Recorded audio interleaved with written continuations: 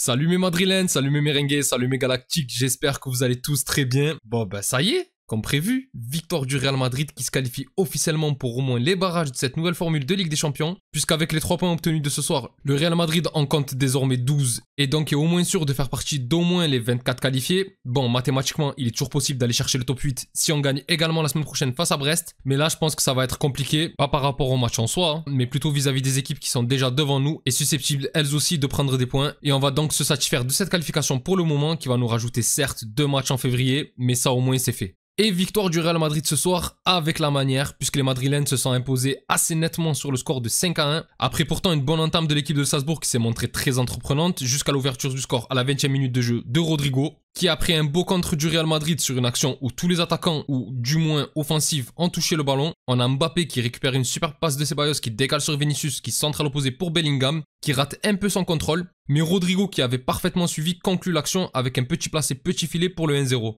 Et c'est encore le génie brésilien qui sera buteur pour le but du break, peu après la demi-heure de jeu, mais avec un but splendide. Rodrigo sur le côté gauche joue un 1-2 avec Bellingham qui lui envoie une talonnade magnifique. Et rien qu'avec cette talonnade, on a perdu toute la défense de Salzbourg. Et la frappe de Rodrigo est tout aussi belle avec un enroulé du brésilien Lucarno Posé pour le 2-0. Et là, ça m'a régalé parce que Salzbourg, je leur dois un truc, c'est qu'en début de match, au-delà du pressing, ils avaient su parfaitement museler et isoler Mbappé et Vinicius. Mais les gars, vous avez fait les mêmes erreurs que tous les autres. N'oubliez pas le R. Bon, moi ça m'arrange, je préfère Rodrigo à Vinicius, Mbappé, etc. Mais les gars, n'oubliez jamais le R, sinon voilà, punition. En seconde mi-temps, rebelote. Le Real Madrid va continuer à dérouler avec cette fois-ci le but, et on peut même dire le but gag de notre avant-centre Kylian Mbappé. Et pourtant, en soi, l'action était elle aussi très bien construite, avec Rodrigo qui sur son côté droit repique dans l'axe pour provoquer et qui donne un bon ballon à Mbappé qui fait vraiment un bel appel croisé. Malheureusement sur la passe, il se fait rattraper par les défenseurs qui rendent le ballon au gardien, et là sur le contrôle, je sais pas ce qui se passe. Tu as le gardien qui pousse le ballon sur Mbappé, et on lui doit au moins ça à l'attaquant français. Sur cette action, il a continué sa course et il n'a plus qu'à récupérer le ballon et à le pousser dans la cage totalement vide pour le 3-0.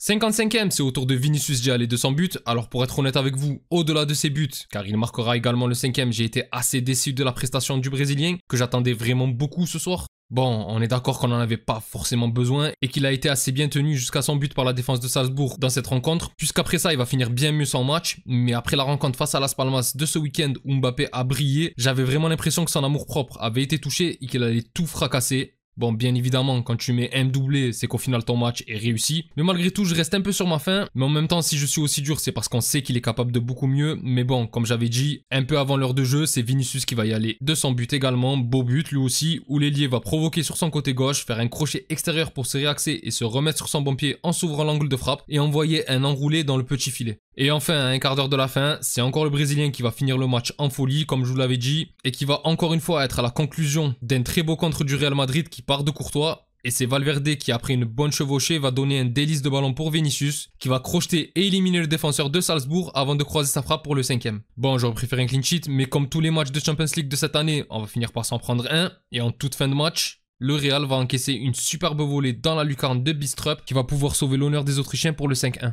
Mais bon, mis à part ce petit point noir qui fait un peu rager, on ne va pas se mentir, on a tout de même passé une soirée assez tranquille. On n'a pas eu un Real vraiment mort de faim, on a plutôt géré cette rencontre. En début de match, on a encore fait preuve de suffisance par contre, et franchement, on aurait pu être puni parce que sur les 10 premières minutes de jeu, comme d'habitude, on était encore dans les vestiaires. Tandis que Salzbourg, eux, ils ont tout donné dès le début, comme d'habitude, et cette sale manie qu'on a de commencer les matchs qu'au bout d'un quart d'heure de jeu, voire même des fois à partir de la seconde mi-temps, elle nous a déjà coûté cher cette année, et je pense que ça va continuer à nous porter préjudice si on ne se réveille pas un peu plus, parce qu'un blackout comme ça, plus tard en quart ou en demi, si on se retape un Liverpool, ça risque de nous coûter très cher et on passera pas. Et pareil en championnat, quand on se rappelle de la rencontre face au Rayo, où on leur offre 2 buts dès le début du match, honnêtement, j'arrive pas à comprendre comment fin janvier, on arrive encore et toujours à faire les mêmes entames de rencontres. L'Atalanta, c'était très bien, il faut vraiment qu'on apprenne à rester sur cette tendance et arrêter de commencer les matchs en mode, bon, on va les plier tôt ou tard en poussant sur l'accélérateur. Sinon, sur les joueurs, honnêtement, quand tu gagnes assez largement, il n'y a pas grand chose à critiquer, même si on va le faire. Parce que bon, je vous ai parlé de Vinicius dont j'attendais un peu plus, mais c'était surtout le sursaut d'orgueil que je voulais voir de sa part. Et il l'a eu en fin de match, comme j'ai dit, il termine très bien. C'est le jour et la nuit entre ces deux mi-temps. D'ailleurs, il a pris un jaune et sera absent pour la rencontre face à Brest la semaine prochaine. Mais c'est tout aussi vrai pour Mbappé, qui a fait un match lui aussi correct. Il a mis son but, il a provoqué, il reste sur sa dynamique de ses dernières prestations. Même si ce soir, on peut dire qu'il a été satisfaisant sans plus. Lui aussi, après le match face à Las Palmas, j'avais envie de voir un festival de sa part. Mais bon, là, je fais un peu le gosse pourri gâté avec ces deux joueurs. Parce que par contre, on n'en avait pas forcément besoin. On avait une équipe sur le papier assez offensive. Même si moi, je maintiens une chose sur la compo que je pensais voir. J'aurais bien voulu qu'il y ait Fran Garcia pour son apport offensif plutôt que Mendy. Parce que Mendy, autant quand on est contre des rouleaux compresseurs, je suis plus serein quand il est là plutôt que le jeune espagnol. Mais quand on parle d'attaquer, là, c'est minable. Il me rend fou à toujours faire des appels pour au final rejouer derrière. Mendy, c'est que des passes en retrait. C'est fou. Très content aussi d'avoir vu Modric qui a été aligné à la place de Tchouaméni qui je pense était un peu trop juste pour être titulaire. Et franchement ce soir il a eu un petit peu de gâchis ce qui est très rare mais il a encore distribué des ballons à merveille. Les changements d'aile, les transversales heureusement qu'il est là pour les faire et à 40 ans le voir revenir défendre à la 90e ça reste toujours impressionnant. J'ai beaucoup aimé également le match de Ceballos et Valverde. Tout d'abord l'Espagnol qui a vraiment joué très bas ce soir comme face à Las Palmas et qui a encore une fois été excellent.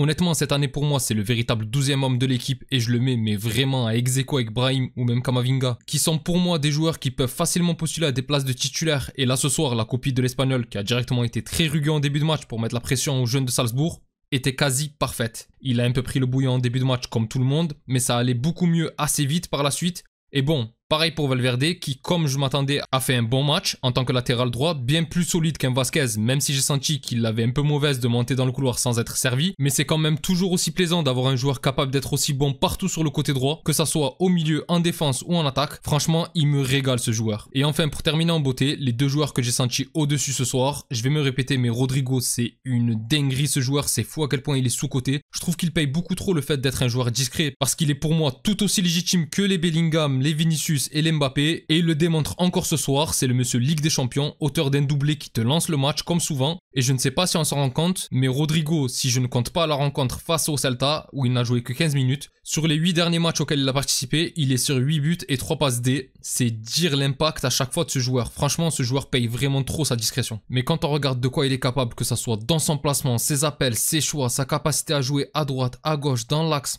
sa capacité d'élimination dans les petits périmètres, sa qualité de frappe, de passe et à faire les bons choix, honnêtement, c'est l'un des joueurs les plus constants et je crois que beaucoup ne se rendent pas compte du bijou qu'est Rodrigo. Et enfin, j'aimerais également revenir sur le match de Jude Bellingham qui connaît un petit peu une période creuse au niveau but, mais qui est toujours aussi important dans le jeu. Alors, encore une fois, ce n'est pas son match le plus abouti en ce qui concerne son aspect décisif, mais franchement, encore ce match, c'est fou l'activité du joueur. Il multiplie les appels, il se bat sur chaque ballon, même quand il est persuadé qu'elle va sortir. Encore ce soir, il a montré que techniquement, c'était costaud. J'ai en tête un moment où il fait un contrôle aile de pigeon, suivi d'une tête. Alors oui, quand on a des fusées comme les trois de devant, lui, il a l'air beaucoup plus lent, plus mou et nonchalant. Mais qu'est-ce que c'est propre dans le jeu quand même. Enfin bref mes galactiques, c'est tout pour moi concernant ce match. Si la vidéo vous a plu, n'hésitez pas à liker et à vous abonner. C'est un soutien très important pour la chaîne et je remercie toutes les personnes qui prennent le temps de le faire. Vous êtes les meilleurs. Pour les autres, on se retrouve pour la vidéo d'avant-match de la rencontre de ce week-end face à Valladolid. D'ici là, je vous souhaite une excellente journée ou soirée selon l'heure à laquelle vous regardez cette vidéo. Prenez tous soin de vous et encore et toujours, hasta le final, vamos Real. Salut!